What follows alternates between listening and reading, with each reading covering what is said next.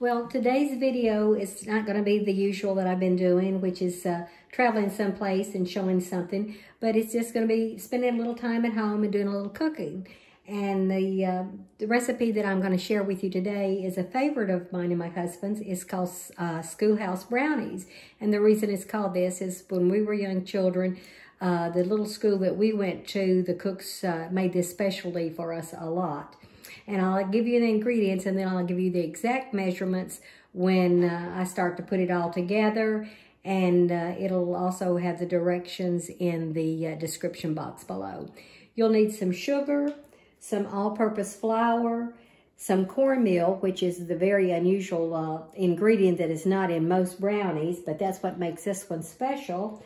You'll need some baking powder, some powdered cocoa, some vanilla flavoring, some butter, some eggs. You're going to need a little dash of salt, some cooking spray, of course, for your pan.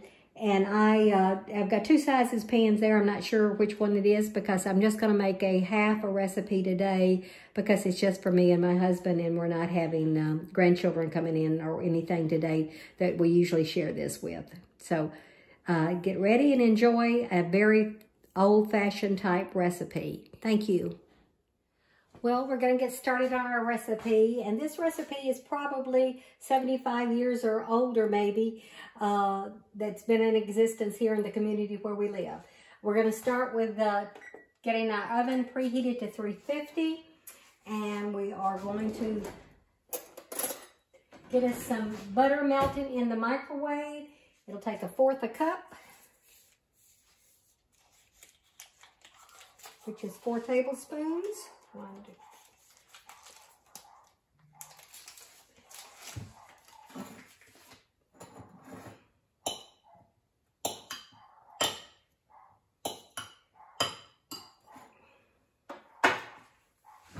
You may hear my puppies off in the distance. They're outside having a good time. We're going to get that melting. But you mix your dry ingredients first. So we're going to start off with a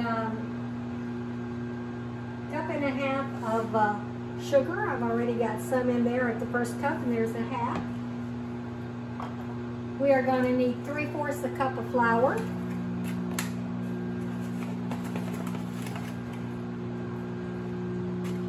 Like I said, we'll start with getting the dry ingredients first.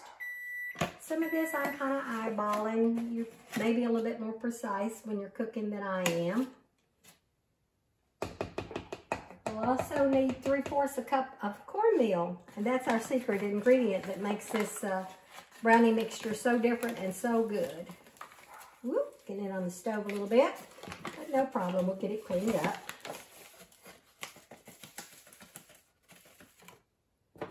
And this is a 1/4 cup measuring cup I've got.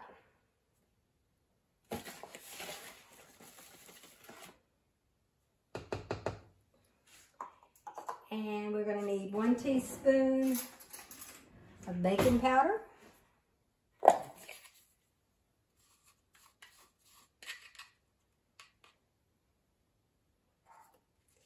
And you could actually use self-rising flour, I'm sure. That way you would just leave out the baking powder part of it.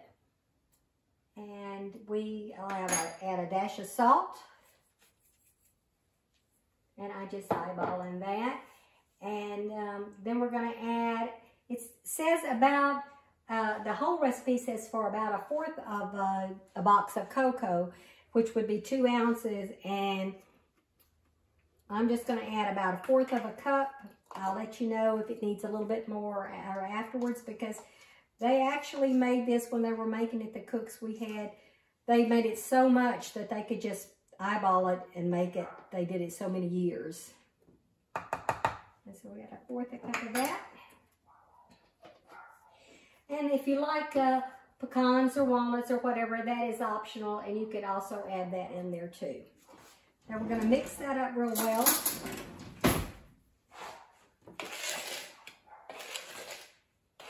And if you don't think it looks like it's maybe chocolate enough for you, you could always add a little bit more. And by the time I mix it pretty good, it's got that that brown color, so I think it's going to be okay with it. But like I said, I'll taste it, and when they're done, I'll let you know if we need to add more or whatever. After you get all your dry ingredients, then you'll start working with your others. We've got our butter melted now. We're going to add 3 eggs, and I'm going to mix them over in a separate cup so the butter is not too hot, and cook them ahead of time. You want them cooked in the batter.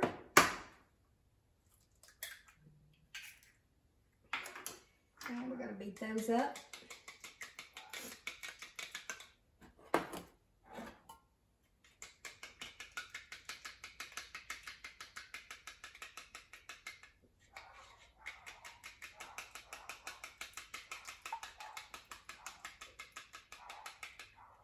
Get that mixed up good.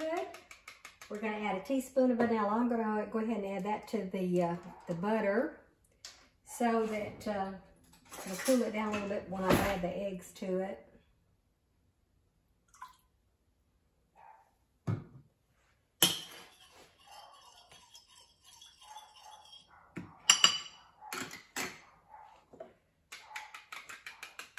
Then you add all the wet ingredients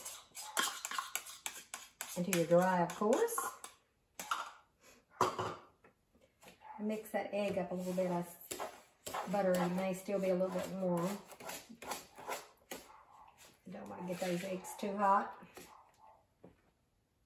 And the vanilla and the butter is going in.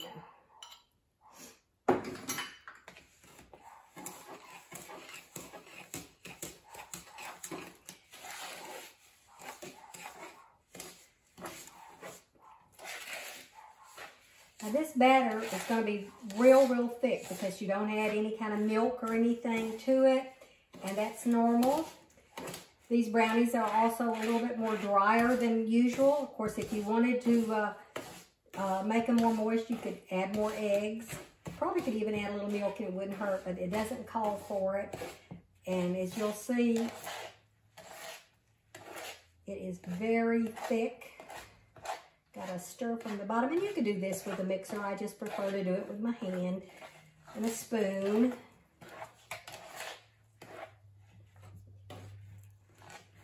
And I think my smaller dish is going to be fine. And it's about a 6.5 by 10 inch pan.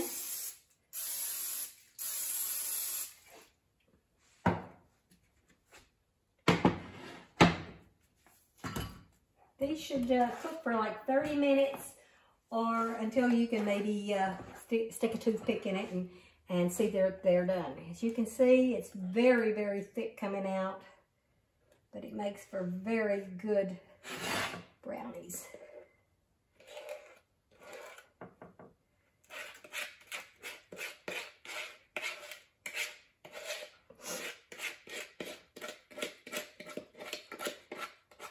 This was a request from my husband to make this. This is one of his favorites.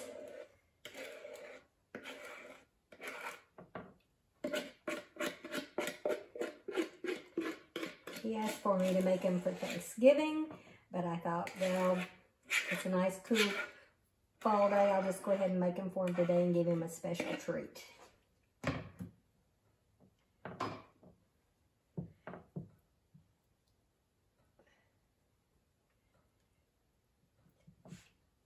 And add the finishing touch. You don't have to do this, but it calls for it on the recipe, and I remember them being like that. You just get a little cornmeal and sprinkle over the top.